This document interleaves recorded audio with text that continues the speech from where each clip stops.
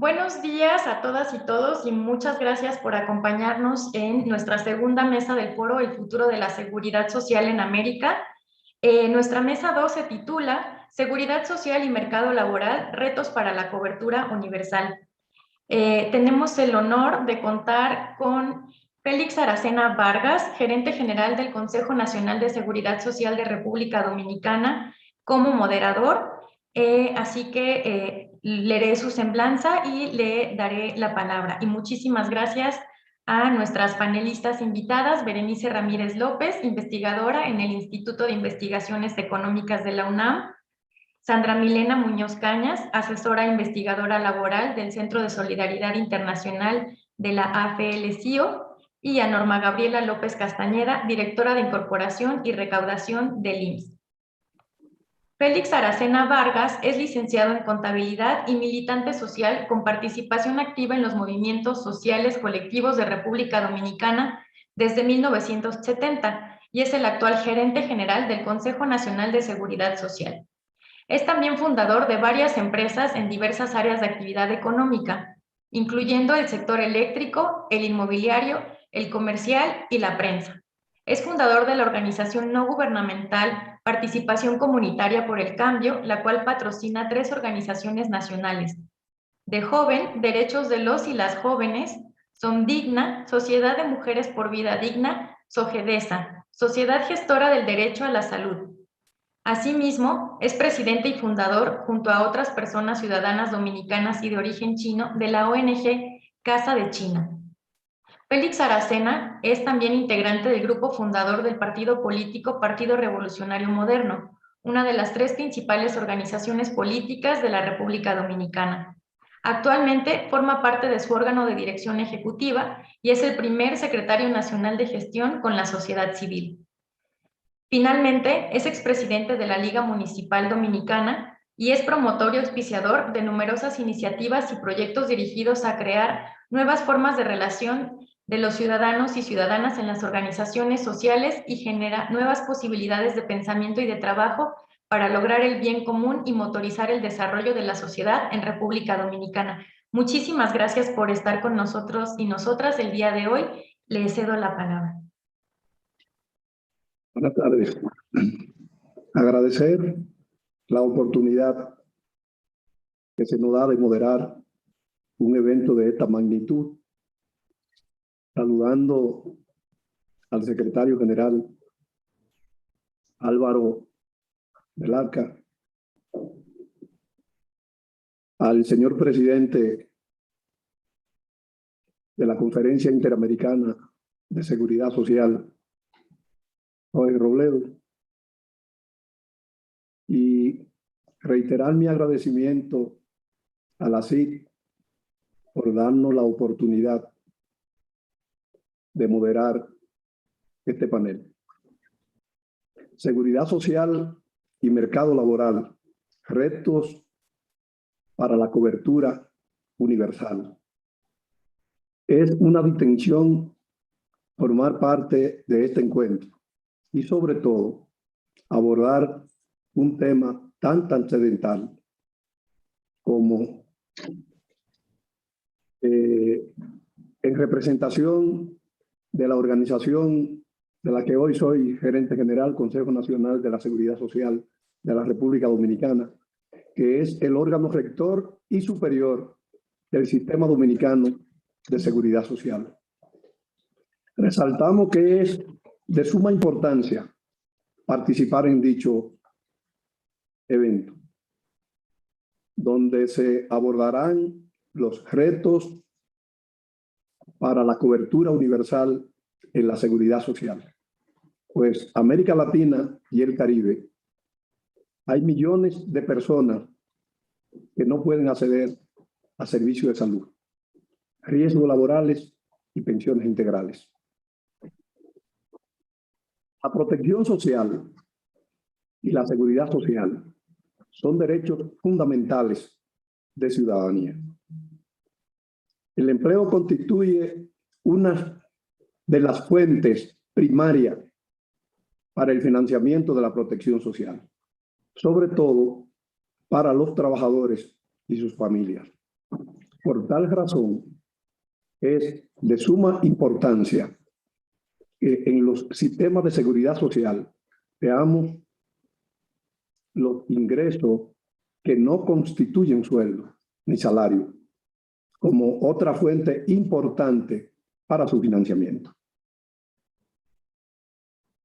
Consideramos que la salud es un componente central del desarrollo humano sostenible. El acceso universal a la salud y la cobertura universal de salud son clave para asegurar la vida saludable. Aprovechamos la ocasión para destacar que la cobertura universal de salud está expresada en el Objetivo de Desarrollo Sostenible número 3, salud y bienestar, y el cumplimiento de las metas en el 3.7 para el 2030, para en el 2030 garantizar el acceso universal a los servicios de salud sexual y reproductiva, incluidos los de planificación de la familia, información y educación, y a la integración de la salud reproductiva en las estrategias de los programas regionales. Enfatizamos que la seguridad social como sistema de producción social se fundamenta sobre la base de la cobertura universal y la solidaridad. En tal sentido, la Declaración Universal de los Derechos de 1948 afirma que todos los miembros de la sociedad tienen derecho a la seguridad social. Aprovechamos este panel para compartir algunos retos para alcanzar cobertura universal en la seguridad social. Entre ellos destacamos, primero, diseñar, implementar y gestionar modelos de protección social que superen la formalidad en el mercado laboral. Hacer posible la protección para el mercado laboral informal es un reto de los modelos de seguridad social que hoy se gestionan en nuestros países. En segundo lugar, enfocarse en la generación de ingresos por los trabajadores y no de salario que reciben los trabajadores formales para fines del financiamiento de los modelos. Esto unido a la participación que necesariamente han de tener los impuestos del Estado en dicho financiamiento. Tercero, diseñar e implementar tantos regímenes especiales como segmentos de la población de difícil cobertura sean detectados en cada país. Cuarto, acercar la seguridad social a la gente mediante la descentralización de la gestión de los servicios y prestaciones. Y si se hace desde los territorios, sería mucho más factible. Y quinto, crear una cultura en seguridad social ciudadana mediante campañas masivas de educación motivadora en el uso racional de los servicios. Esperamos, pues, que este panel, Seguridad Social y Mercado Laboral, reto para la cobertura universal, nos aporten estrategias que permitan mejorar el mercado laboral y, por ende, la seguridad social de la región.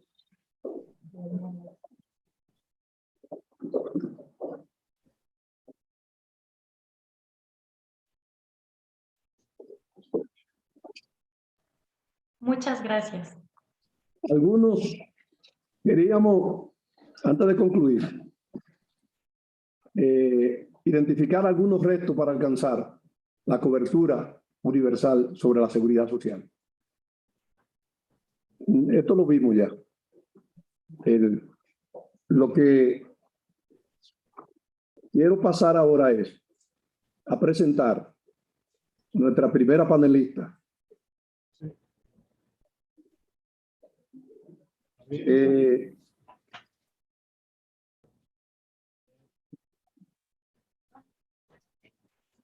Sobre el tema. Pero antes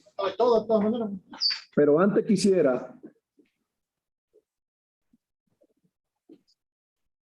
antes de presentar a Berenice, quisiera poner en la mesa 3 interrogantes fundamentales para que sirvan de guía, si es necesario, a cada uno de los panelistas alrededor del tema que estamos abordando. En primer lugar,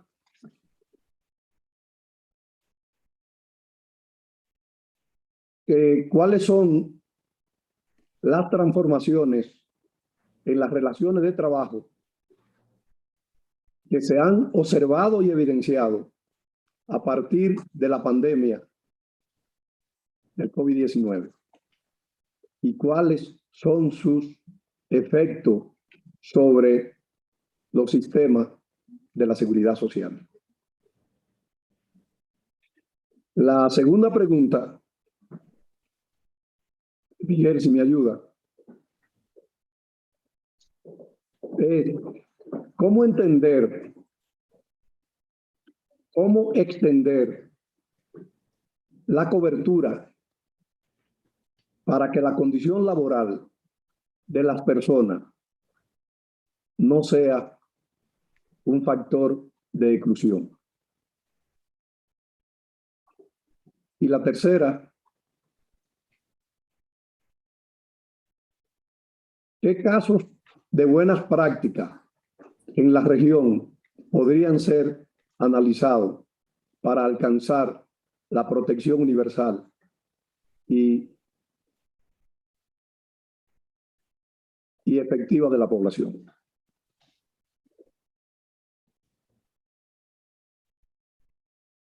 Estas 3 interrogantes las dejamos en la mesa para los panelistas que nos acompañarán a partir de este momento. La primera, Berenice López. Berenice Ramírez López es investigadora titular del Instituto de Investigación Económica de la Universidad Nacional Autónoma de México. Es profesora y tutora de los programas de posgrado en Estudios Latinoamericanos y Economía de la UNAM. Co-coordinadora del Grupo de Trabajo del Consejo Latinoamericano de Ciencias Sociales.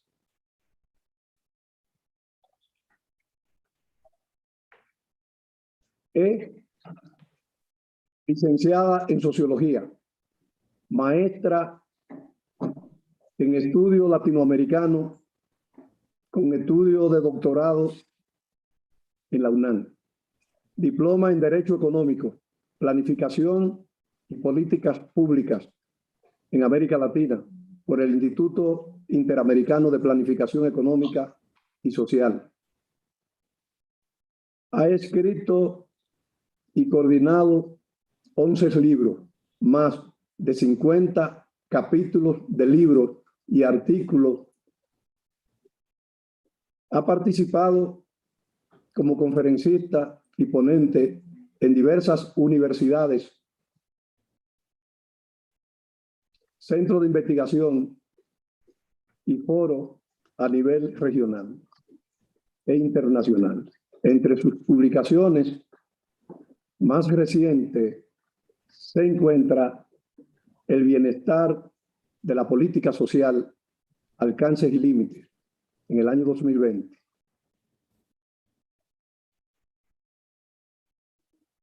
En Sánchez Nava y Cruz,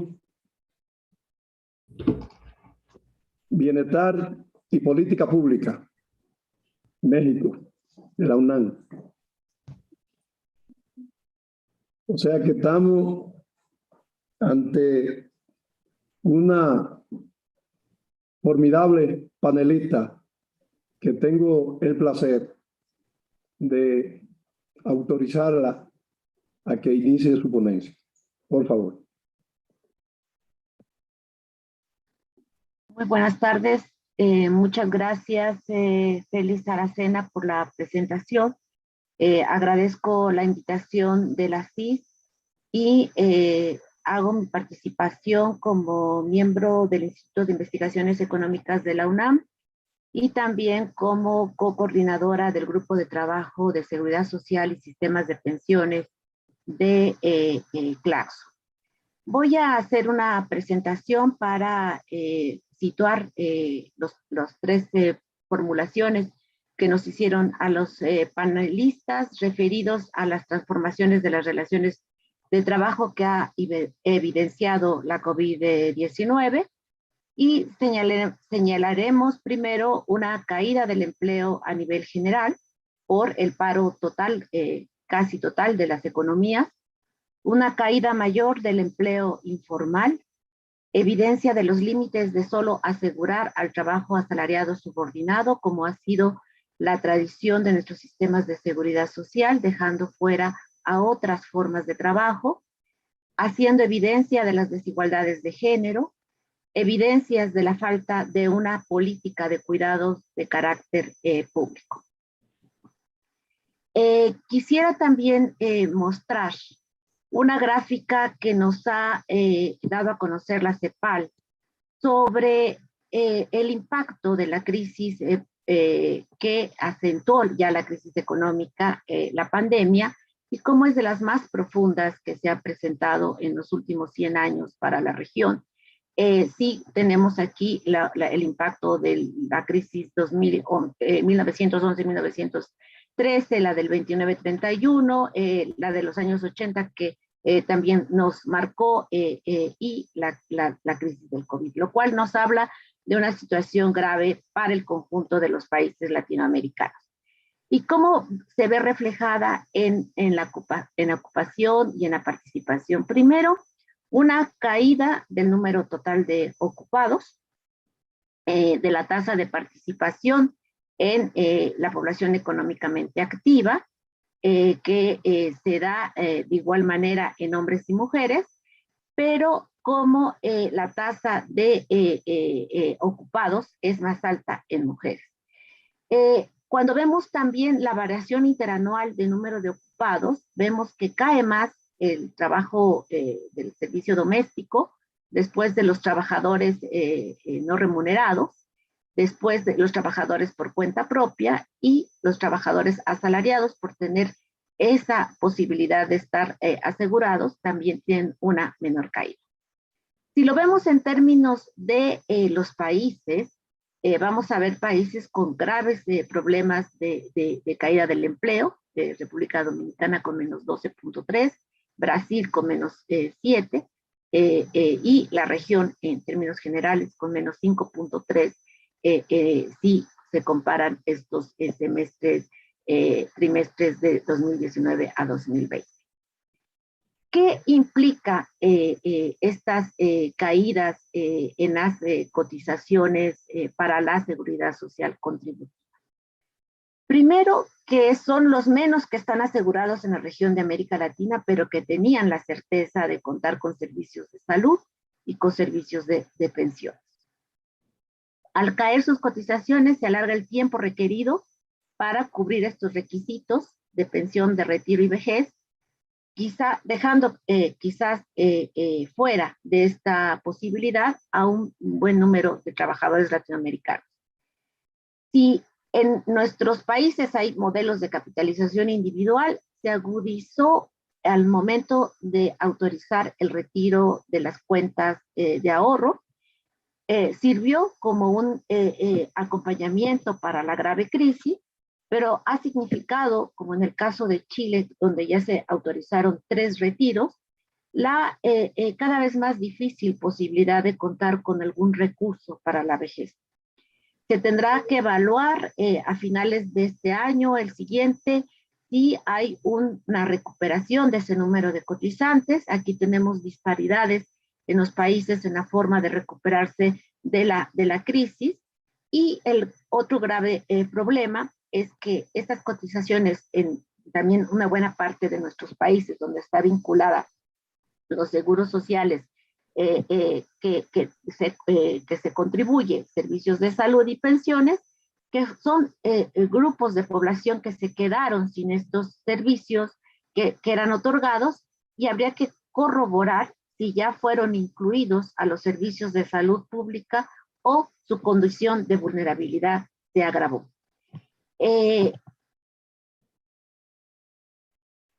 Si vemos ya los casos concretos de nuestro país, que es el que mejor conozco, podemos ver esta tasa de crecimiento anual del empleo asegurado al IMSS. En el largo periodo, desde que estamos ya en un modelo diferente de capitalización individual y administración privada, como la generación de crecimiento, la generación de empleo ha tenido estas caídas acompañadas con las crisis económicas, y que da como resultado bajas densidades de cotización para modelos individualizados. Y como la caída de la crisis de la COVID-20 se ha venido recuperando de manera importante durante finales de 2020 y 2021, pero todavía no puede alcanzar el nivel de empleo que se tenía al inicio de la pandemia. Si vemos qué fue lo que pasó en los meses más graves de la pandemia, que es enero-mayo de 2020, dejaron de participar en el mercado laboral 12 millones de trabajadores de una PEA de 55 millones para el país. Y esto se vio más fuerte en el mercado informal, donde ahí hubo una pérdida de 10 millones de trabajadores, de empleos, que dejaron de laborar. Para mayo ya empezaba a regresar un porcentaje de trabajadores que tuvieron nuevamente que abandonar en la segunda y en la tercera ola, y por eso ha sido difícil esta recuperación, aunque para el país ha sido importante los últimos meses de 2021. Si lo vemos en términos de los trabajadores formales asegurados al IMSS, podemos observar marzo de 2020 frente a agosto de 2021, donde ya hay una recuperación importante, pero repito, si lo vemos por edades, vamos a mirar que todavía los jóvenes están casi todos por debajo de todas las edades. En otra gráfica vamos a verlo con mayor detenimiento, y esto todavía no logra alcanzar esos procesos. Si vemos todo el mercado laboral, en primer lugar, queremos destacar que México tiene un mayor número de trabajadores en informalidad que en formalidad. Y aquí entendida informalidad como carentes de acceso a la seguridad social. 57% de los ocupados están en condiciones de informalidad frente al 43% en condiciones de formalidad. Esta primera gráfica, la de 2019, es antes, el primer trimestre de 2019, antes de la pandemia, y la segunda de este lado es ya el primer trimestre de 2021.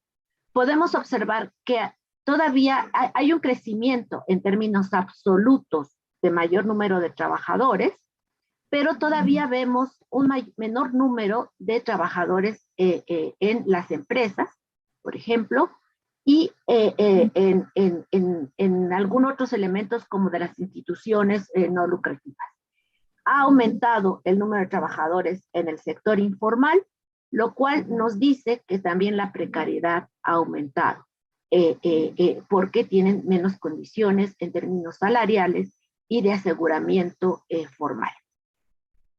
Si vemos ya 3 imágenes del empleo en México, podemos ver lo que pasa en el caso del IMSS, donde señalaba que de marzo de 2020 a agosto de 2021, ya los trabajadores de 30 a 59 años ya tienen una tasa de crecimiento de 0.8, los de 15 a 29 todavía están por debajo, y el empleo donde hay mayor pérdida es los mayores de 60 años, muchas veces porque la vulnerabilidad es mayor y todavía no regresan a trabajar, o porque algunos incluso se acogieron a retiro y a pensiones por la edad y por la vulnerabilidad.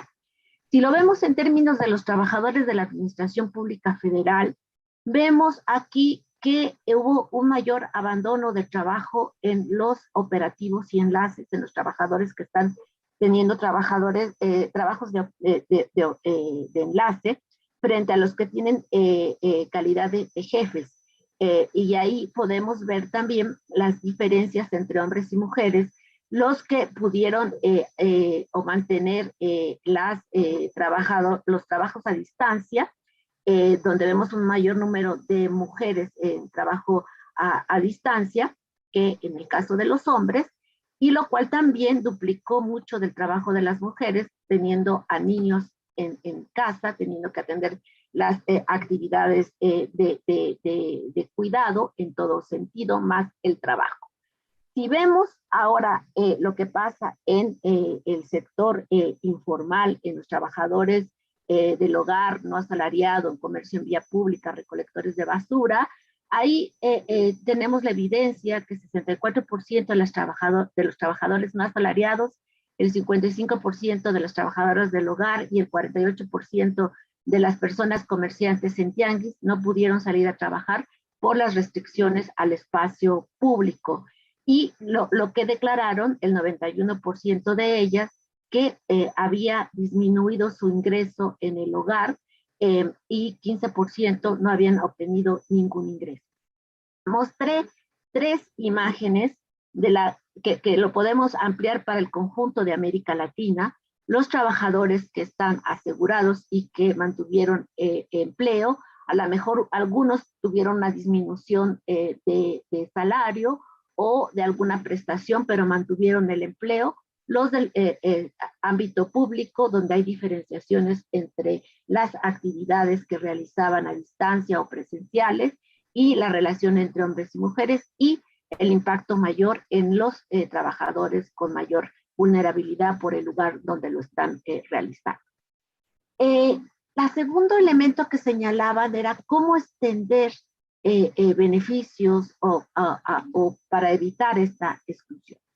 Primero, hay que aplicar las leyes laborales. Nuestros países tienen en su constitución, como en el caso de México, señalado el derecho a la seguridad social, al empleo justo, al salario mínimo, pero no todos lo aplican, porque hay mucho empleo informal en unidades formales por el tipo de contratación, por tiempo determinado, por vía outsourcing, por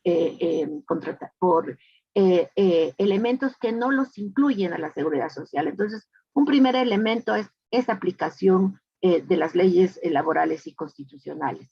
Otra es el cambio en los marcos normativos y hacer un reconocimiento de todo tipo de trabajo como sujetos de seguridad social y no solamente al trabajo asalariado, subordinado, que fue como se crearon nuestras instituciones de seguridad social. Otro elemento es fortalecer a la seguridad social como bien público. ¿Cómo se fortalece?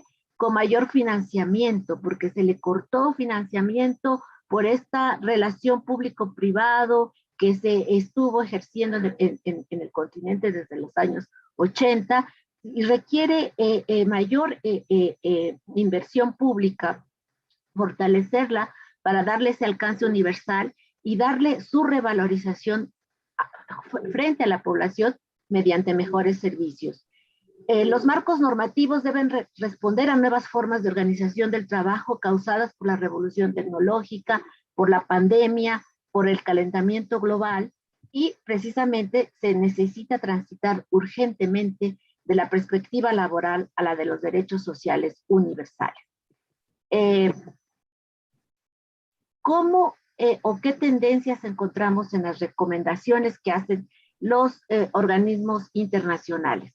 Por ejemplo, señalan, estamos pasando a la etapa de la economía digital, de las energías renovables, de la bioeconomía, de la economía del cuidado, de la salud, de las farmacéuticas. Pero nada más se enfocan en abrir esos espacios como espacios nuevos de acumulación y de crecimiento, de alguna manera este gráfico nos muestra cómo en 4 países de América Latina las empresas abrieron sitios web frente a la pandemia y vemos crecimientos altos en el caso de Brasil o en el caso de Colombia, en el caso de México, en menor medida en el caso de Chile, o todo lo que ha venido trabajando también la CIS con los trabajadores de plataforma, que este cuadro es parte de uno de sus trabajos, cómo se incorporaron a las distintas plataformas, pero sin ninguna seguridad social y con mayor precariedad. Y por eso señalo que sí, hay nuevos espacios de crecimiento y que atender y que dar respuesta a la revolución tecnológica, pero hay que poner a la vida en el centro de las decisiones económicas para pasar del estado de malestar al estado de bienestar. ¿Qué casos de buenas prácticas en la región encontramos? Bueno, en el caso concreto de México, aplicación de leyes nacionales y de convenios internacionales, como con una reforma a la Ley Federal del Trabajo que hace una regulación del outsourcing. Aquí no estamos completamente contentos porque quisiéramos una eliminación del outsourcing y se tuvo que llegar en las distintas acuerdos con las empresas a regularlo para disminuirlo. En términos de hacer que sea válido el convenio 189, la incorporación de trabajadoras del hogar que todavía necesita revisarse y, para poder incorporar al más de 2 millones de trabajadoras que están en esta actividad, junto también con las trabajadoras del cuidado. Vemos y observamos propuestas de la OIT, del Banco Mundial, del Banco Interamericano de Desarrollo, y en relación a lo que se está discutiendo en los sindicatos, en las organizaciones de trabajadoras y trabajadores, destacaría 3 elementos. La construcción de una garantía laboral universal para todo tipo de trabajo, la definición de trabajadores autónomos por su relación de subordinación con grandes firmas transnacionales, porque incluso la propuesta que Packard señalaba hace rato sobre no concentrarlo a que el financiamiento solamente sea de carácter contributivo, yo diría que hay que mantener el carácter contributivo y ampliar esa contribución a las grandes firmas transnacionales que obstaculizan esa relación directa de muchos trabajadores autónomos que se consideran autónomos, pero en realidad están subordinados a muchas de estas firmas que han aparecido dentro de la economía digital. Y de pasar de estos derechos laborales básicos y universales para todo trabajador a derechos universales para toda la población, porque tenemos descuidado a aquellos que están en la población no económicamente activa y con mínima seguridad social para los que están en la PEA y mucho menos para los que están en los empleos informales. Yo aquí dejaría mi presentación considerando que teníamos 15 minutos para dar oportunidad a la presentación de mis compañeras. Muchas gracias. Gracias, Berenice. Vamos a continuar el panel con la segunda panelista, Sandra Milena Muñoz Caña. Es abogada, feminista, maestra en Derecho Laboral, especialista en Seguridad Social y candidata a maestra en Sociología y Género por la Facultad Latinoamericana de Ciencias Sociales, RASCO, en Ecuador.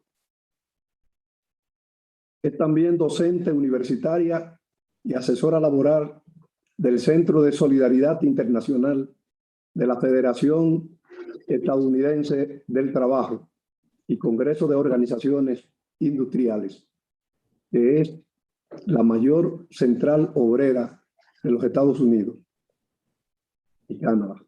Es asesora igualmente de la Unión de Trabajadores de Plataforma en Colombia.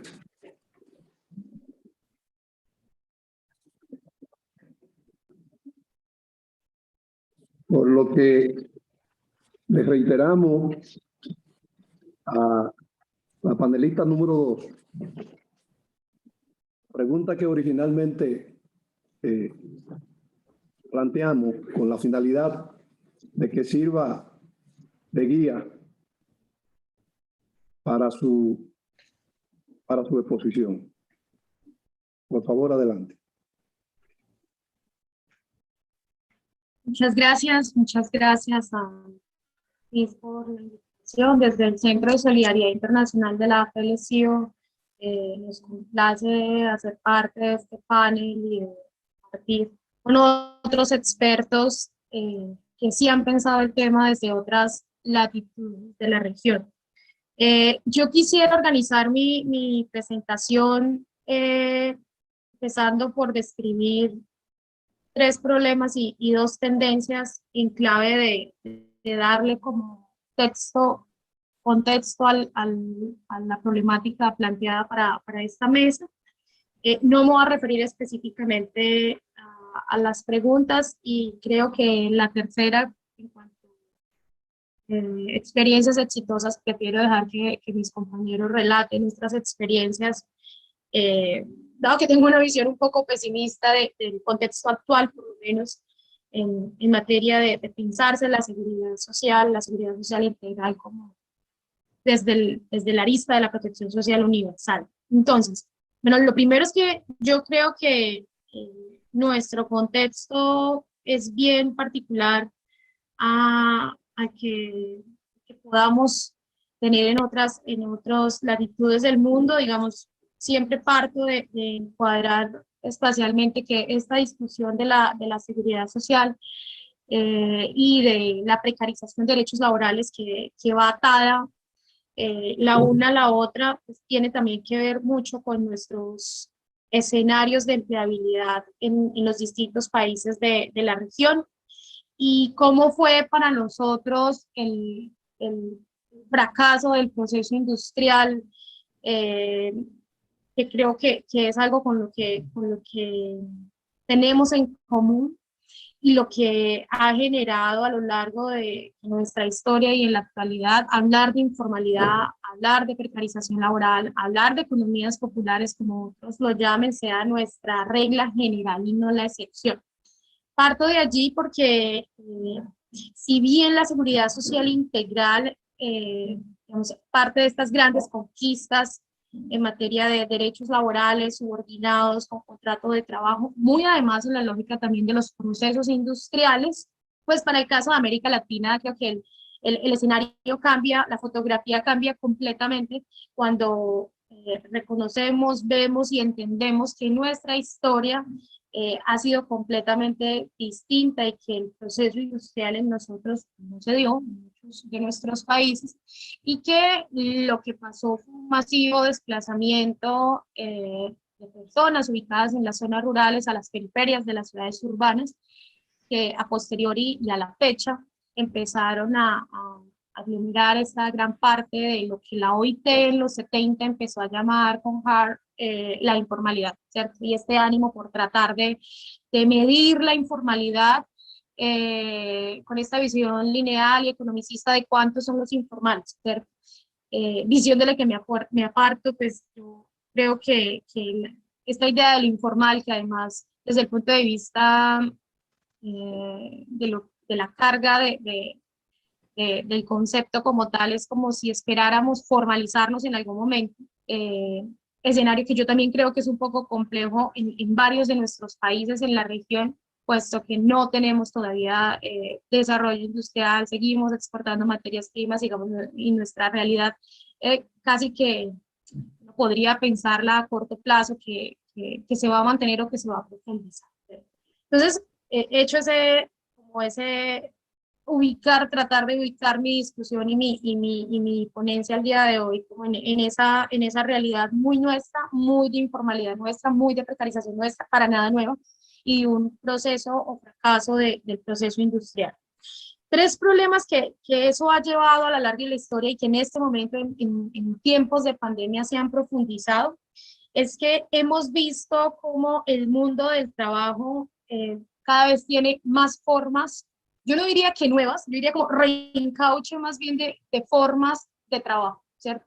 Y entonces hace unos 10 años estábamos enfrentando un montón de figuras con las que varios estudios empezaron a hablar de la tercerización laboral, de la intermediación laboral ilegal, y entonces hablábamos, en el caso de Colombia, algo que llaman las SAS, pero también había un proceso similar en otros países con sociedades comerciales que de alguna forma prestaban el servicio, cooperativas de trabajo asociado, fundaciones, corporaciones, incluso en algunos países como México, Colombia, el contrato sindical, digamos, siempre en un reencauche que llamo yo de este capitalismo en donde la regla general ya no va a ser el contrato de trabajo, ni las relaciones subordinadas, sino una imposición, si se quiere decir así, de un modelo económico que además ideológicamente impone en la ciudadanía y en los sujetos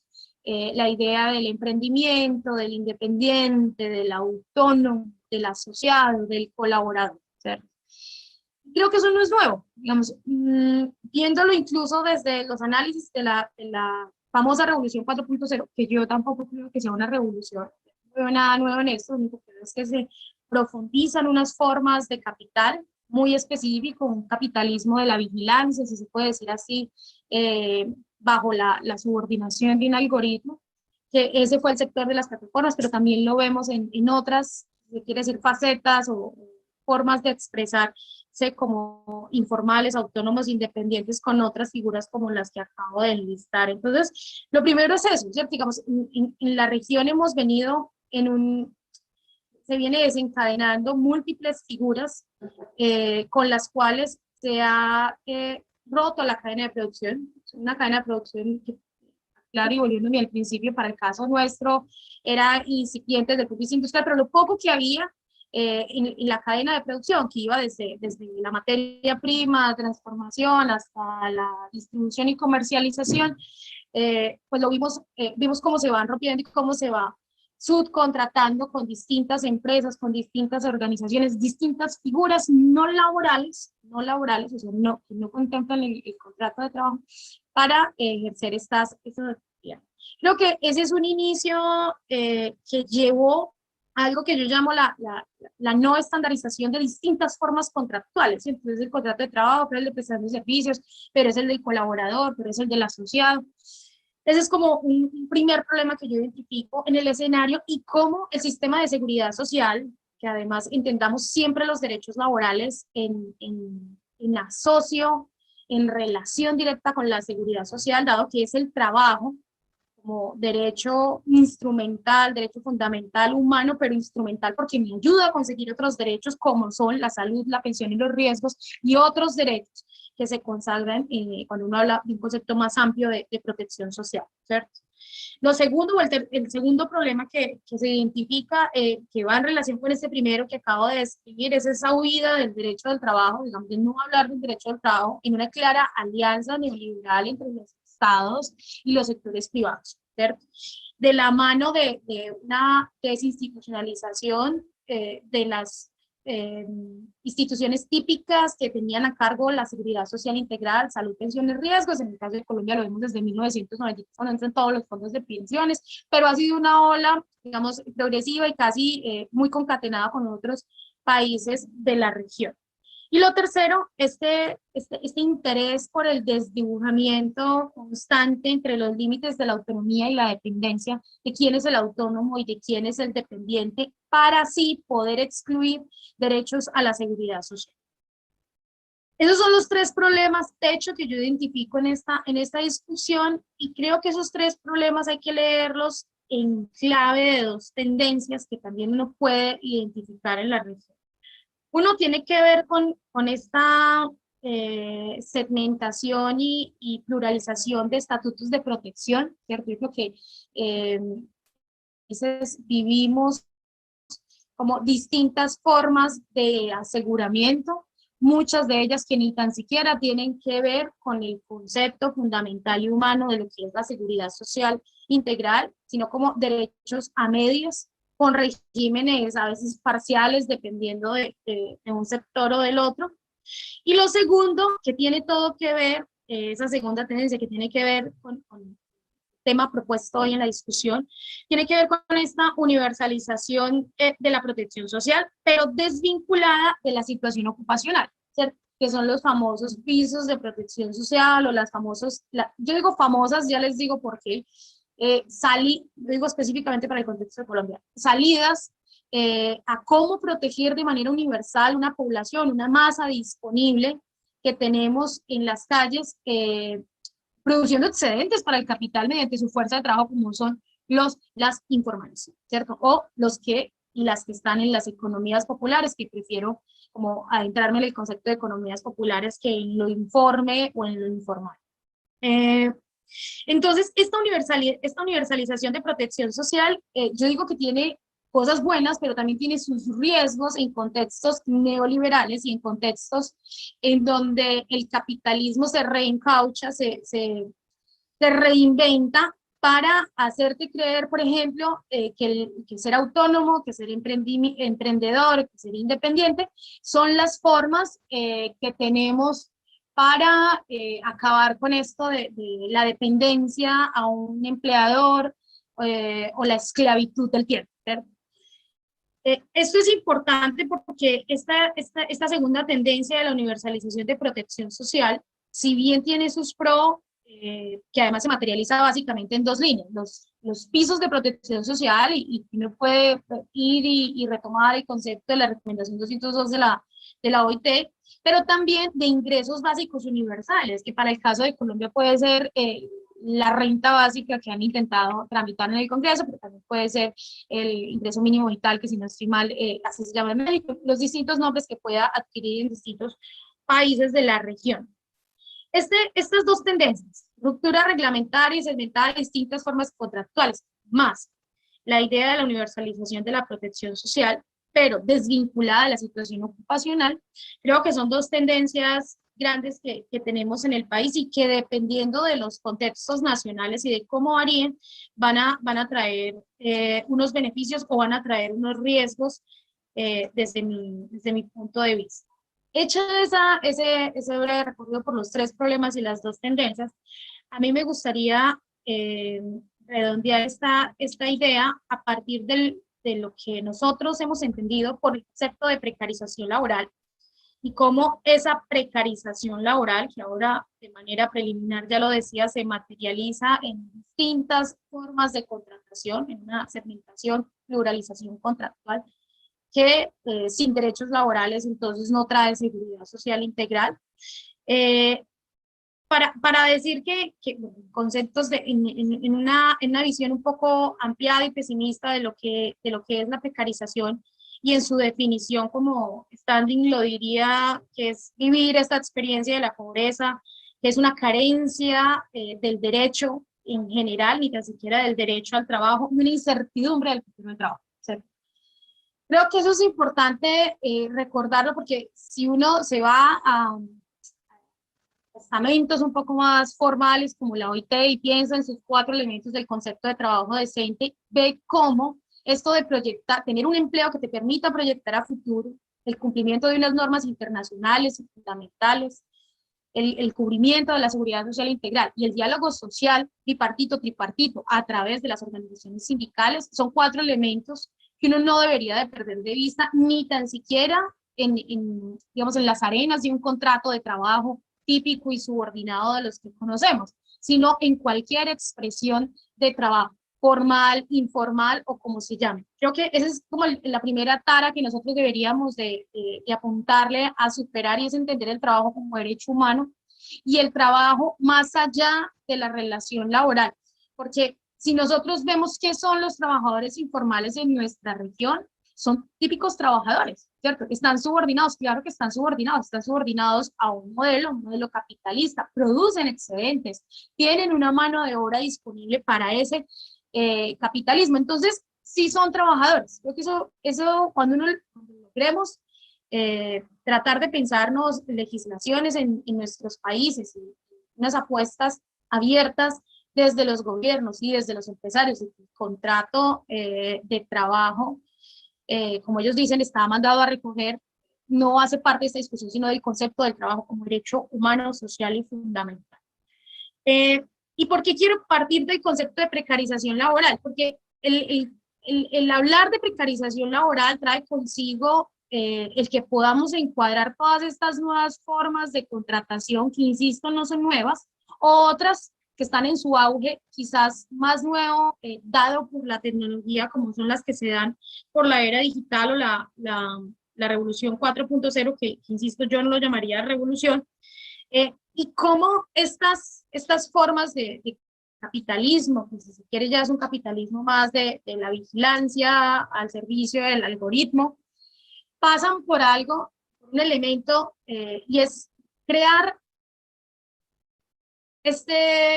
profundizar esta idea del paradigma de que hay que abandonar las relaciones contractuales y hay que quedarnos con las relaciones autónomas, emprendedoras. Entonces hay todo un discurso ideológico sobre el emprendimiento y la gente que sale adelante sola en esta idea neoliberal, individual y competitivo, en donde se olvida, en donde se deja de lado que quizás, y eso lo dejo simplemente como un interrogante en el panel, quizás lo que hay de fondo con estos paradigmas del emprendimiento suena más como una forma de tratar de tener más tiempo. ¿Esto por qué lo digo? Recordemos que las grandes reivindicaciones del mundo del trabajo nacen por la falta de tiempo. Claro, en el mundo del trabajo el tiempo es trabajo y el trabajo es valor para el capitalismo, para el capital. Y si las grandes reivindicaciones nuestras fueron 8 horas de trabajo, ¿cierto? 8 horas de estudio, 8 horas de descanso, quiere decir que desde el modelo industrial, desde la revolución, nosotros ya teníamos el tiempo como un factor importante dentro del mundo del trabajo. Y ustedes dirán, ahora, ¿por qué está hablando del tiempo? Porque todas estas ideas que te descolocan, que te sacan de la seguridad social, que tienen que ver con nuevas formas de contratación, que tienen que ver con otro paradigma del trabajo en unas arenas más independientes, autónomas, donde yo pueda decidir lo que yo quiera, que además es bien relativo, tienen que ver con el uso del tiempo, ¿cierto? Tienen que ver con una relativa soberanía del tiempo. Quizás entonces lo que tuviésemos que pensarnos para volver a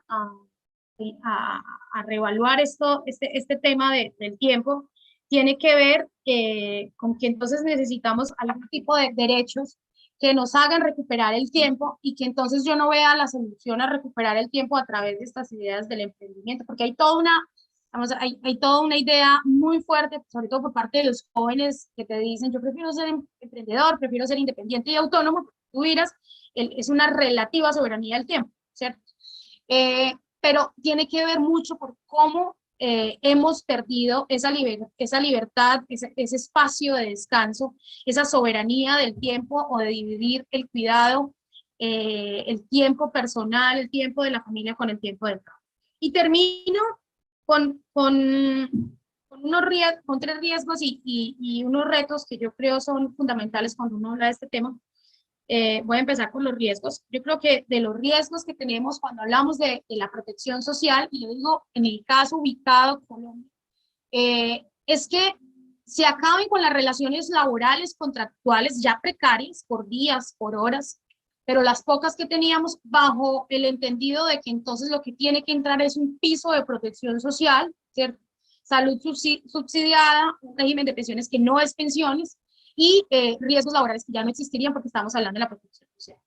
Yo creo que hay un consenso generalizado sobre qué se entiende por protección social como un derecho universal que debemos tener todos y todas, pero que eso no sea aprovechado por los gobiernos, primer riesgo. Segundo, por los privados para minorar costos laborales, ¿cierto? Y entonces ya se le permite a un empleador que tiene contrato de trabajo pasar a sus trabajadores de tiempo parcial a los pisos de protección social cuando sería una medida o un alivio para trabajadoras informales o que están en la economía popular. Y lo tercero, creo que no podríamos perder de vista dentro de los riesgos de la protección social, entender la protección social solamente como el sistema típico de salud, pensiones, riesgos. Creo que hay que ir más allá. Creo que, por ejemplo, Para el caso de los grupos de mujeres trabajadoras o sectores de la economía altamente feminizados, va a ser muy importante pensarnos la protección social de la mano de sistemas públicos de cuidado, que puedan armonizar realmente una cobertura en derechos laborales y de la seguridad social.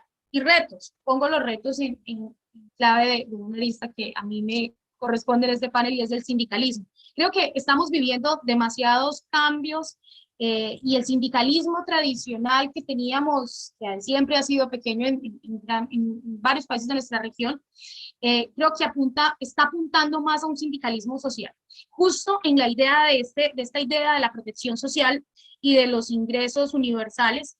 Creo que el sindicalismo social cada vez reivindica por lo menos 3 cosas.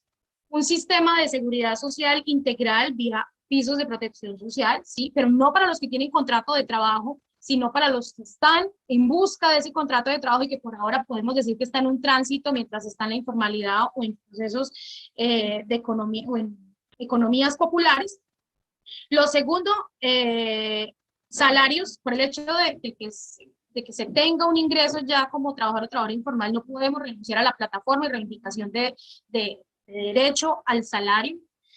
Entonces, creo que esos 2 elementos, más el sistema público de cuidados, creo que es la triada que puede de alguna forma complementar, articularse y tejer verdaderas relaciones de protección universal de cara a la protección social universal que necesitan un gran número de trabajadores y trabajadoras que tenemos en nuestros países y en los países de la región. Muchas gracias. Gracias, Sandra, por su exposición. Vamos ahora a dar paso a la tercera y última panelista, Norma Gabriela López Castañeda. Es abogada por el Instituto Tecnológico Autónomo de México, ITAM. Maestra en Derecho Fiscal por la Universidad Panamericana, con certificación en Impuestos Internacionales por la Universidad de Nueva York. Y desde diciembre del 2018 tiene a su cargo la Dirección de Incorporación y Recaudación del Instituto Mexicano del Seguro Social. En esta institución ha laborado por 8 años y ha desempeñado diversos puestos, dentro de los cuales podemos destacar directora de Administración y titular de las unidades de incorporación al Seguro Social y la fiscalización y cobranza. Como directora de Incorporación y Recaudación, es responsable a nivel nacional de la recaudación de cuotas obreros patronales, así como de los procesos tendentes a ampliar la base de asegurados, teniendo a su cargo el diseño y puesta en operación de la prueba piloto para la incorporación de las personas trabajadoras del hogar, el régimen obligatorio del Seguro Social. Asimismo, ha ejercido otros cargos relevantes en la Administración Pública Federal, dentro de lo que podemos resaltar de directora corporativa, jurídica y fiduciaria del Servicio de Administración y Enajenación de Bienes, directora de la legislación en materia de productos y aprovechamiento, así como directora de legislación en materia de derecho. Estos 2 últimos dentro de la Secretaría de Hacienda y Crédito Público, donde laboró durante 11 años. De manera previa, en iniciativa privada, laboró en una cámara de industria como gerente corporativo y fiscal. Fue asistente de investigación, asesora de la subcomisión para la micro, pequeña y pequeña empresa de la Cámara de Diputados y profesora en asignatura de materia fiscal. Con ustedes, Norma Gabriela Castañeda.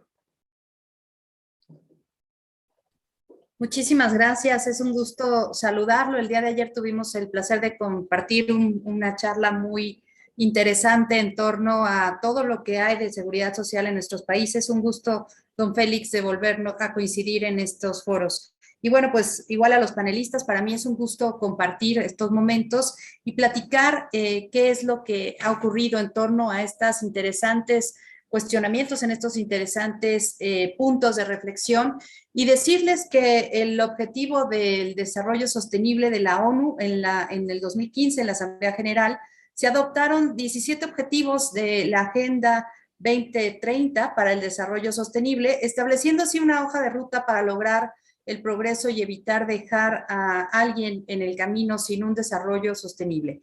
Y dentro de esta agenda universal y transformadora basada en los derechos, las personas y el cuidado del planeta, a partir de una visión pues más amplia del desarrollo que incluye el crecimiento económico, la inclusión social y la protección del medio ambiente, pues hay básicamente 4 de estos objetivos en donde el IMSS encaja perfectamente en términos de género y por la ampliación de la base asegurada, que más adelante me daré a la tarea de platicarles. En cuanto a estos objetivos, bueno, aunque hay mucho camino por recorrer, sin lugar a dudas, la política implementada en el IMSS ha avanzado en el sentido de estas recomendaciones internacionales. Primero, pues con el diseño de políticas integrales, en primer lugar, a la ampliación de la base de personas aseguradas. La Dirección de Incorporación y Recaudación del IMSS, pues estuvo a cargo de la tarea de implementar el programa piloto para la incorporación de las personas trabajadoras del hogar, esto en el año 2019, y también al identificar lo que ustedes ya comentaron y que muy atinadamente han dicho del gran reto que hay en nuestro país para la inclusión de un colectivo mayor de personas. Pues bueno, el Consejo Técnico del Instituto Mexicano del Seguro Social en el año 2021 autoriza o pone, implementa la prueba piloto de las personas trabajadoras independientes. Más adelante les voy a platicar un poco más de esto, pero bueno, creemos que esos dos ejes, ese diseño de esas dos políticas buscan y cumplen cabalmente con el diseño de políticas integrales de inclusión. También, por otro lado, bueno, ustedes saben que un dato muy sensible que aporta el Instituto Mexicano del Seguro Social es el relativo a todos los datos de empleo. La formalización del empleo se mide con base en los registros administrativos del Seguro Social. Y por tanto, en noviembre de 2020, pues la generación de estadística por parte de la dirección a mi cargo obtuvo la certificación por parte del INEGI de toda la Junta de Gobierno del SNIC para ser catalogada como información de interés nacional. Esto, ¿por qué es relevante? Porque da origen a una metodología certificada y avalada que nos permite tener datos por primera vez, no de un proceso estadístico, sino de un proceso de un análisis de datos que existen en las bases institucionales del IMSS, de datos administrativos. Un tema importante que a mí me gustaría resaltar también en este espacio es ¿cuál es el impacto en la economía respecto de la evolución del empleo que se registró en el IMSS? Por ahí también escuchaba yo que platicaban en torno a esta importante análisis, ¿no? Con relación a, lo decía Berenice, respecto a cómo se constituyó el mercado laboral en México. Y bueno, desde el punto de vista de estos registros administrativos, ¿qué es lo que tenemos? Sin duda, el impacto de la economía superó aquel registrado en las crisis de 1994 y de 2008. Incluso ha sido la peor caída del PIB en los últimos 100 años. Sin embargo, fíjense lo relevante de las acciones que se tomaron por parte del gobierno federal y sin duda por parte del Instituto Mexicano del Seguro Social, que ayudó que a pesar de este choque importantísimo en la economía, no pasara lo mismo con el mercado laboral. El empleo disminuyó casi de 1 a 3, lo que debió haber caído si consideráramos la caída que tuvo el Producto Interno Bruto. Y también, bueno, la recuperación del empleo ha sido mucho más acelerada que en las crisis anteriores. Prácticamente en 19 meses vamos a estar resolviendo llegar a los niveles previos de aseguramiento previos a la pandemia. Y bueno, esto nos deja ver que las acciones vale la pena presentarlas, analizarlas y ver por qué no tuvimos la caída que debimos haber tenido si hubiéramos tomado los referentes anteriores y también por qué la recuperación ha sido más acelerada. La realidad es que México es el único país de América Latina en que se observa una clara tendencia a recuperación sostenida en el empleo observado con registros administrativos de cada país. En ese sentido, pues, ¿qué hicimos? Y lo que hicimos fue un tema muy sensible. Pusimos al IMSS, digamos que de la mano con los empleadores, y flexibilizamos muchos de los procesos que llevamos a cabo. En primer lugar, dimos la oportunidad de llevar a cabo un pago en parcialidades simplificado, es decir, que prefirieran los empleadores no dar de baja a sus trabajadores, sino tener un convenio de pago a plazos. ¿Para qué? Para mantener el empleo. También en estos pagos a plazos dimos la opción de que se excluyera la presentación de una garantía para garantizar el cumplimiento, es decir, creímos en los empresarios. También hicimos una declaratoria de días inhábiles con dos propósitos. El primer propósito, no poner en riesgo a nuestros trabajadores de ir a visitar empresas que incluso pudieran estar cerradas y este desplazamiento afectara de manera significativa la pandemia. En ese sentido, esos días inhábiles no se llevaron a cabo acciones de fiscalización ni de cobranza, y esto se retoma una vez que los semáforos de monitoreo que estableció la Secretaría de Salud pudieron darnos luz verde a seguir trabajando. Y una vez retomando esto, pues lo que hicimos fue diferenciar. De nada servía que empresas que no habían tenido una operación regular por no ser catalogadas como esenciales, pues nosotros estuviéramos ejerciendo facultades de cobranza, facultades de fiscalización. No íbamos a obtener ningún resultado. Entonces hicimos una cobranza y una fiscalización diferenciada. También permitimos el descuento por ausentismo de hasta 7 días, lo cual disminuyó un poco la base de cobro de las contribuciones, en este caso de seguridad social.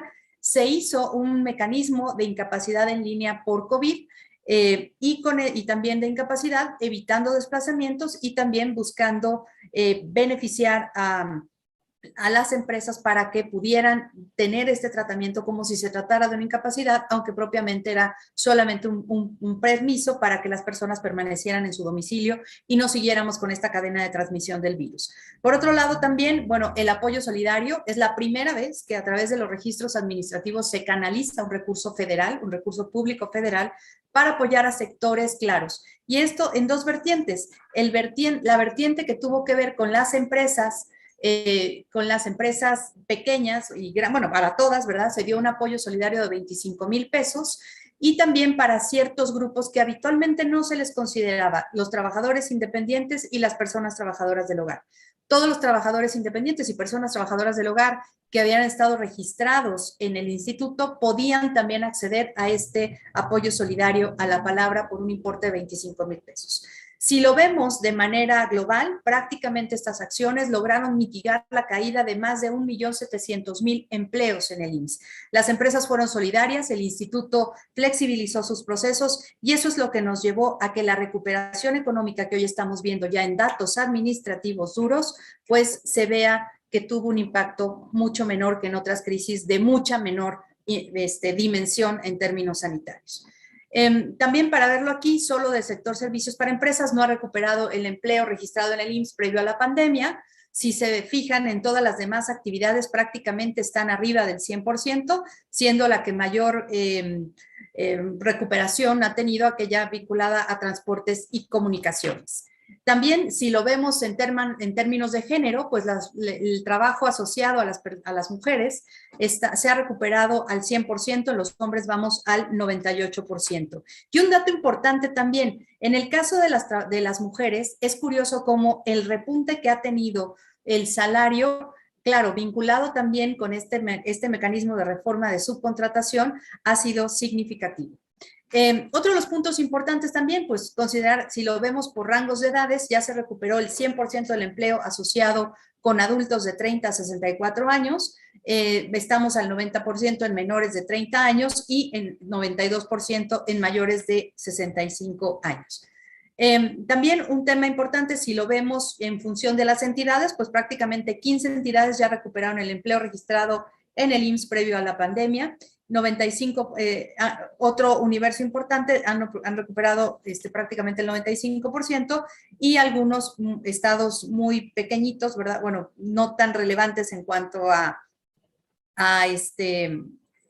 ¿cómo decirles? Como ocupación o actividades, han recuperado más o menos el 90%. Pero lo importante o lo interesante de todo esto es que prácticamente todos ya traen claros datos de recuperación económica. Si lo vemos a nivel municipio, lo podemos ver que 6 de cada 10 municipios del país ya recuperaron el empleo registrado en el IMSS previo a la pandemia. Y si lo vemos en la dimensión, la última dimensión, que sería tamaño de las empresas, micro, pequeñas y grandes, vemos que hasta 50 empleos, prácticamente todas las empresas ya recuperaron el empleo que tenían previo a la pandemia.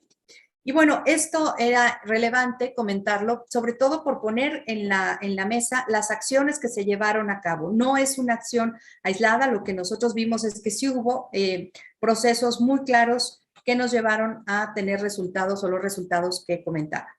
Un punto aquí importante también, ya lo comentaron, la prueba piloto de personas trabajadoras del hogar.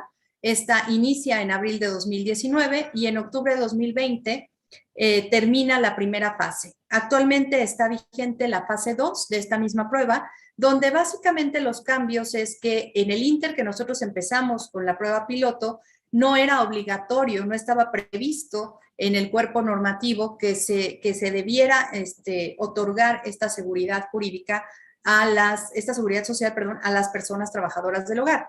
Era un esquema que estaba contemplado en un artículo donde se relacionan todos los regímenes voluntarios, y si bien la sentencia de la Corte que dio origen a todo este programa lo había declarado inconstitucional, la realidad es que el marco normativo no había sido modificado una vez que inició la primera fase de la prueba piloto.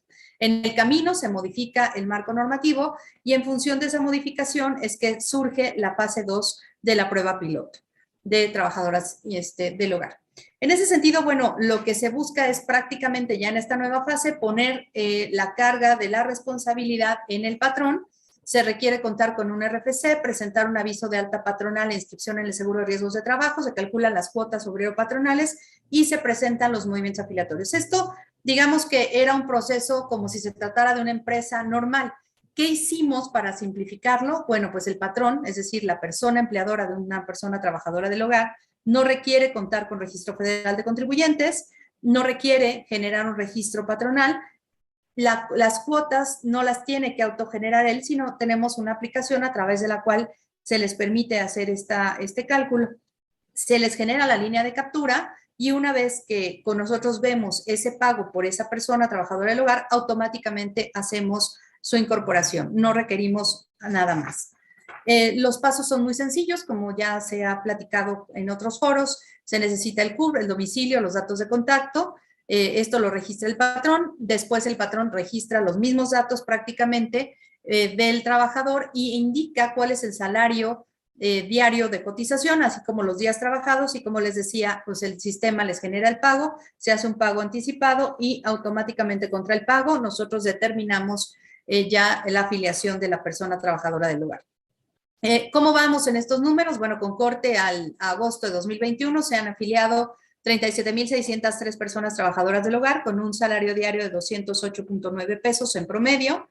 Esto significa 10 veces más que el número de puestos registrados en el esquema anterior, en la modalidad 34, que ya está en desuso, en abril de 2019, cuando se registró el máximo histórico de dicho esquema. Y el 67% de las personas trabajadoras del hogar son mujeres, el 25% se ubica en la Ciudad de México y Estado de México. Estos datos son interesantes porque contrastan con la primera información que nosotros teníamos respecto de los datos en encuestas, principalmente las del INEGI.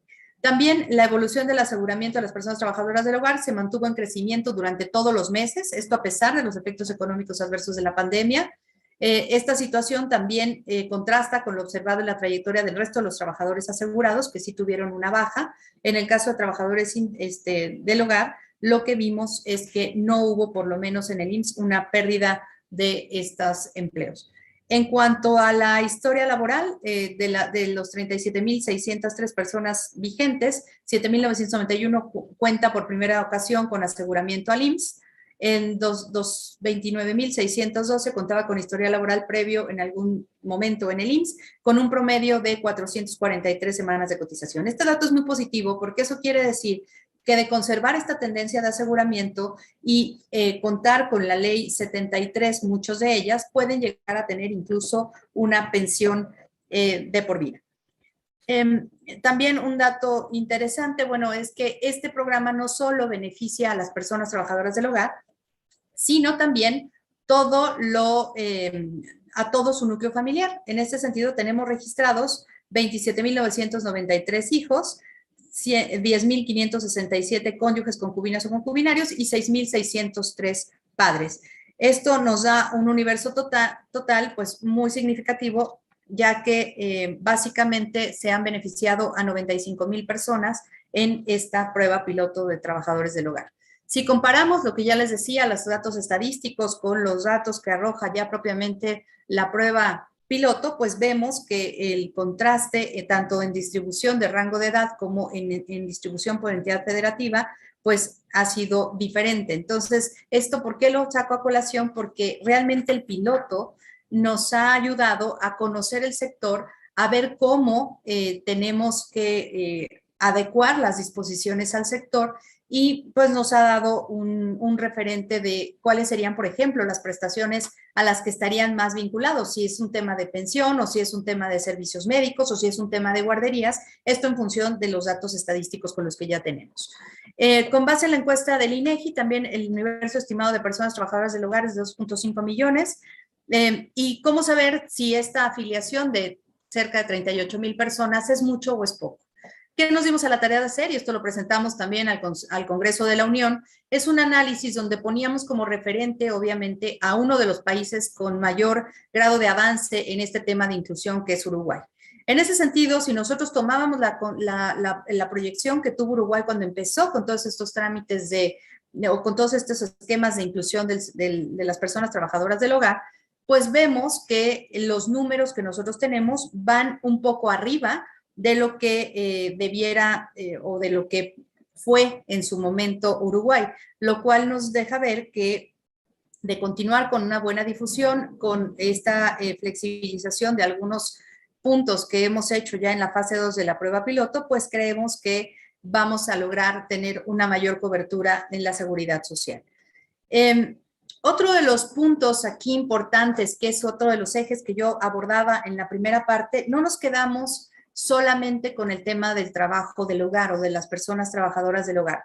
Hay un universo muy importante, prácticamente el 23% de la población ocupada, que es alrededor de 12.5 millones de personas, están consideradas como trabajadoras independientes o por cuenta propia. Y de estos, bueno, pues 41% son mujeres, el 59% son hombres, pero lo relevante del tema es que únicamente, a pesar de que ellos aportan a la economía nacional, a pesar de que ellos son productivos y son muchos el soporte de su hogar, únicamente el 0.1% de estos trabajadores por cuenta propia goza de accesos a los servicios médicos.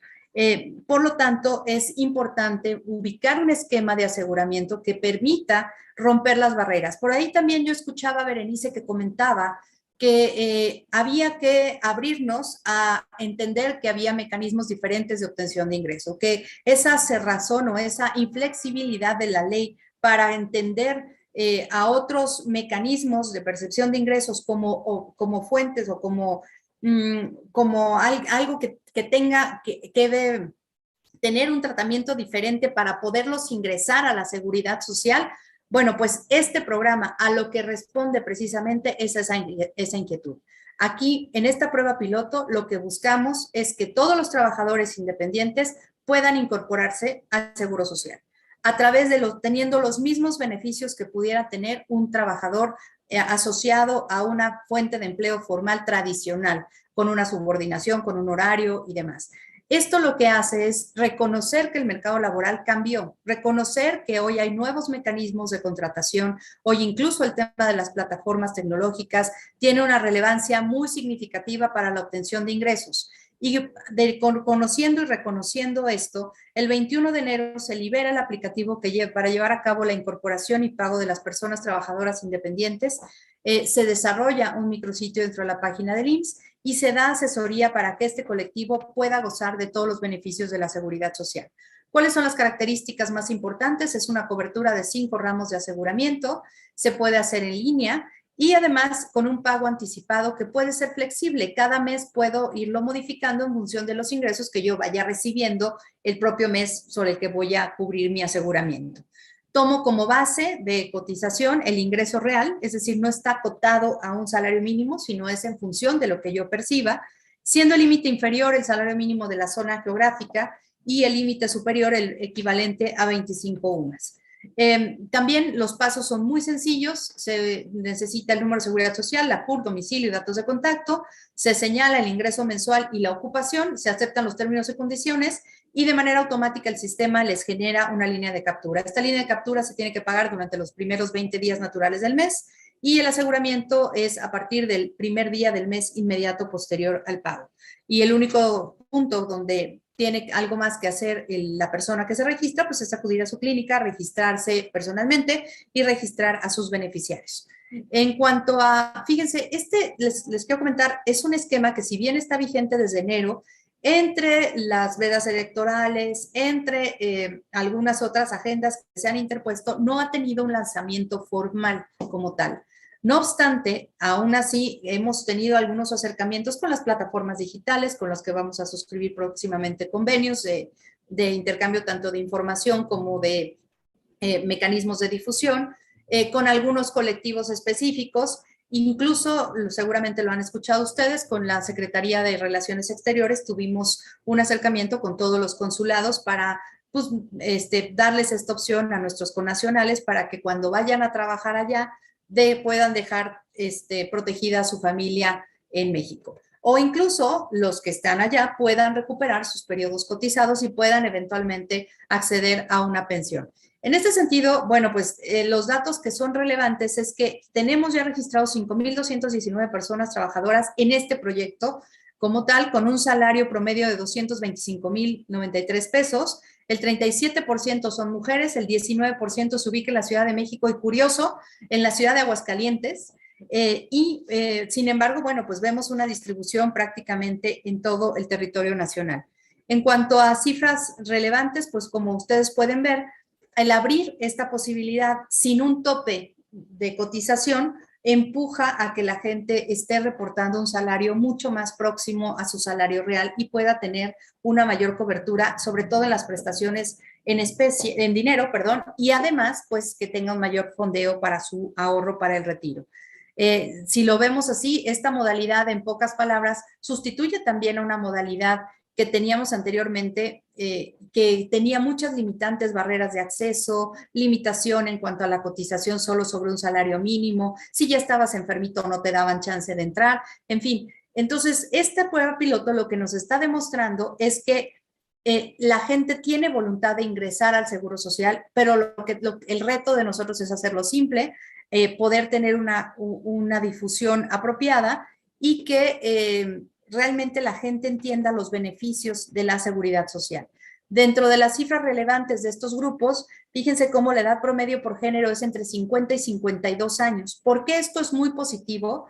Porque una persona que a lo mejor está en estos rangos de edades y puede llegar a cotizar por lo menos 10 años para poder llegar a ya sea retirar sus recursos si no alcanza los mínimos de cotización o tener acceso a una pensión, pues va a tener por lo menos unos 10 añitos para poder incrementar sus ahorros para el retiro. También es importante decirles cómo están este grupo de personas. 397, 7.6 no contaban con historial laboral previo, es decir, es su primera afiliación al instituto. Y 4,822 sí contaban con historial, el 69.8% cotizó por última vez en la modalidad 10, es decir, en el régimen obligatorio, y 3.9 como estudiante. Y 220 casos tuvieron su última baja en el esquema que les comentaba anteriormente, con un promedio de 615 semanas de cotización. Creo que estos datos son interesantes porque empieza a verse cómo la tendencia o todos los limitantes que habían en la incorporación anterior, pues es lo que nosotros quitamos y estamos teniendo un resultado positivo. También la distribución por rango de edades, si lo contrastamos contra el INEGI, aquí está parcialmente sesgada a edades mayores de 55 años, a diferencia de lo registrado por el INEGI, en la cual la distribución está centrada a 35 y 54 años. Otra vez se vuelve a demostrar que los datos estadísticos no necesariamente son el mejor o la mejor forma, ¿verdad?, de hacer política pública, sino también estos pilotos permiten conocer y reconocer a este sector. Y bueno, pues en cuanto a consideraciones finales, yo me permitiría decirles que pues, la seguridad social es un instrumento público clave para que los beneficiarios del desarrollo económico se distribuyan con mayor equilibrio, es decir, para un desarrollo incluyente y de este modo para el bienestar de toda mexicana y mexicano en el corto, mediano y largo plazo. En el IN pues, mantendremos un rumbo a fin de continuar ganando terreno en la consolidación de la sólida cultura ciudadana en torno a la seguridad social. Y bueno, la meta es un escenario en el que todo patrón, comprendiendo los beneficios que esto implica para la operación y el entorno, le resulte enteramente ordinario cumplir de manera oportuna y correcta con las obligaciones en materia de seguridad social. Además que un entorno en que las personas trabajadoras, particularmente las mujeres, estén plenamente informadas de las ventajas de un derecho a la seguridad social, así como convencidas de la pertinencia de contar con las mismas, y por tanto, pues esto les lleve a que de manera natural exijan o logren incorporarse a la seguridad social por el cúmulo de beneficios que esto conlleva. Pues bueno, esta es la presentación que teníamos preparadas para ustedes y pues les agradezco mucho su atención. Muchas gracias, Norma. A nombre del secretario general de la Conferencia Interamericana de Seguridad Social y de su presidente, Zoe Robledo, damos las gracias a las tres panelistas por sus brillantes exposiciones. Gracias, Berenice. Gracias, Norma. Gracias, Sandra. Nos permitimos informarle que por un imprevisto último momento, Sandra tuvo que retirarse del panel a atender cuestiones urgentes que se le presentaron. Como que estamos sobre el tiempo, apenas tenemos 5 o 7 minutos para dar respuesta a una serie de preguntas que nos han formulado. Por lo que nos vamos a permitir, por una razón de tiempo, reducir la pregunta a 2 que abarquen el tema de relativa representación general de las inquietudes de la pregunta que ha hecho el público. Y en primer lugar, queríamos uno de los temas preguntarle a Norma sobre la inquietud que han tenido algunas de la gente que ha hecho la pregunta, de que qué nosotros deberíamos hacer o qué recomendaría ella que deberíamos hacer en cada uno de los países vinculado al sistema a través de la conferencia para lograr la universalidad del sistema.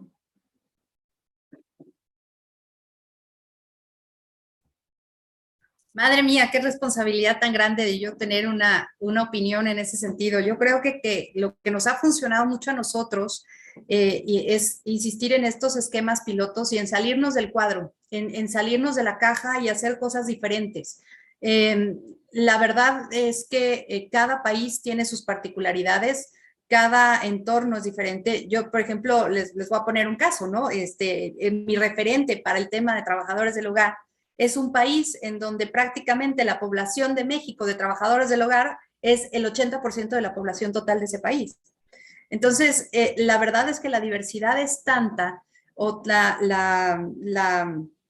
y los propios esquemas de seguridad social son tan diferentes. Nosotros nos hemos dado la tarea de revisar muchos de los casos, el caso chileno, el caso colombiano, el caso uruguayo, y lo que platicábamos ayer, don Félix, el contexto global es lo que hace la diferencia. En México, el seguro social como tal, pues solamente estaba considerado para un sector específico que tenía que ver con una vinculación a la relación laboral necesariamente. Sin embargo, hoy esta visión de inclusión del gobierno de la República, esta visión de inclusión del propio director del organismo, nos ha llevado a salirnos de la caja y ver los mecanismos, reconocer una realidad y en función de esa realidad tratar de regularla de forma diferente, de forma que la gente pueda acceder a la seguridad social, pero de manera distinta. Yo les pongo un caso. ¿Qué hubiera pasado si yo de pronto le exijo al patrón del hogar que me abra una cuenta bancaria, que me registre un registro federal de contribuyentes, que me aperture un registro patronal, que me presente los movimientos de las altas y bajas? Pues bueno, hubiera tenido un fracaso rotundo. ¿Por qué? Porque hubiera puesto desincentivos a la formalización. Entonces, lo que a nosotros nos ha funcionado mucho es hacerlo simple, es buscar mecanismos para hacer algo muy sencillo, que la gente lo entienda, empoderar al propio, ya sea al trabajador independiente o al trabajador subordinado, para que ellos cuenten con la información de aquellos beneficios asociados a la seguridad social. Me parece que eso de entender nuestro entorno, de compartir esto en el entorno, es lo que más nos puede ayudar. Gracias. Berenice, Miguel, si me ayuda a la pregunta número 5 y número 4 para ver cómo la conceptualizamos, para que Berenice nos dé una opinión sobre qué entiende ella que sería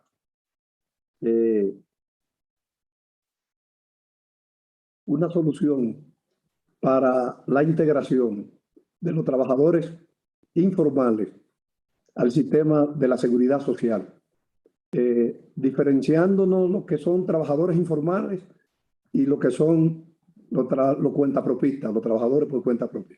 Por favor. Y muchas gracias. Primero, quiero señalar que se ha hablado durante la mañana sobre universalización y sobre modelos de financiamiento.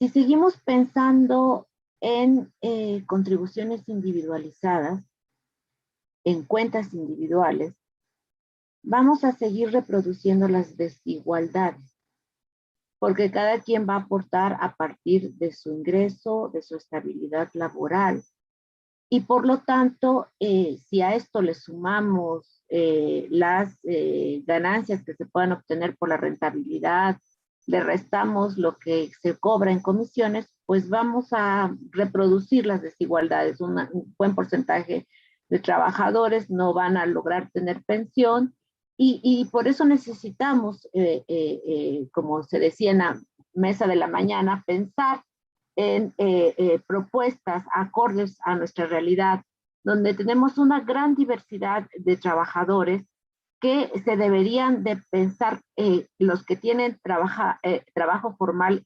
mantener las cuotas tripartitas como hay en nuestro país, donde aportan trabajadores, empleadores y Estado, que esa es una fórmula que le ha funcionado, pero para aquellos que están en otras condiciones, hay una serie de elementos que se deben de repensar, porque a veces la responsabilidad sigue siendo, no a veces, sino casi siempre la responsabilidad es nada más del trabajador y no hay aportaciones de apoyos de parte de otros elementos de financiamiento.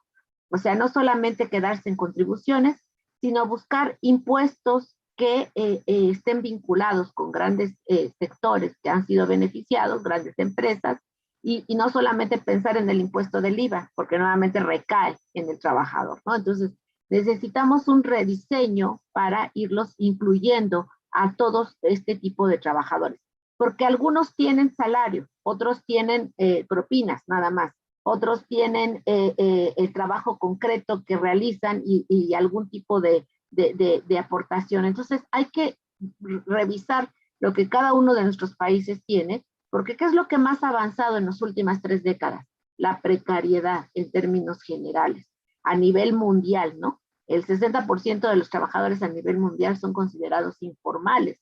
Entonces, por eso necesitamos una recuperación de los bienes públicos, de las instituciones que absorban en 2 elementos claves, la salud, ¿no? Salud universal para todos, pero entendido en términos amplios. ¿Qué es términos amplios? Desde alimentación, agua potable, drenaje, para que haya condiciones adecuadas. Y en términos de cubrir los riesgos de la vejez, muchos países han avanzado con que la pensión de bienestar ya se ha universalizado, las pensiones para los mayores ya se ha universalizado, ahora tiene que ser suficiente para darles este beneficio. Y ahí pueden entrar de todos los sectores, pero necesitamos ir pensando en esas bases sólidas y en cómo ir incorporando de acuerdo a sus ingresos, a su estabilidad, pensando en que deben cubrirse los riesgos del ciclo vital a partir de bienes y de instituciones de carácter público. Berenice, con la intervención de Berenice concluimos la respuesta a algunas de las preguntas que de manera muy amable quienes estaban en línea en el taller han formulado. Y también con la intervención de Berenice damos como concluido el panel y agradecer la participación de las tres panelistas y en adición a ella, a todo el que se conectó en línea. Miguel, si me ayuda, ¿cuánta gente se conectaron? En el mejor momento llegamos a tener aproximadamente 150 personas. 150 personas, lo que quiere decir que es muy posible que no hayamos arado en el desierto, porque alguna gente o mucha gente ha entendido importante el tema y el gran reto que tiene el sistema de la seguridad social del mundo de universalizarse, aunque sea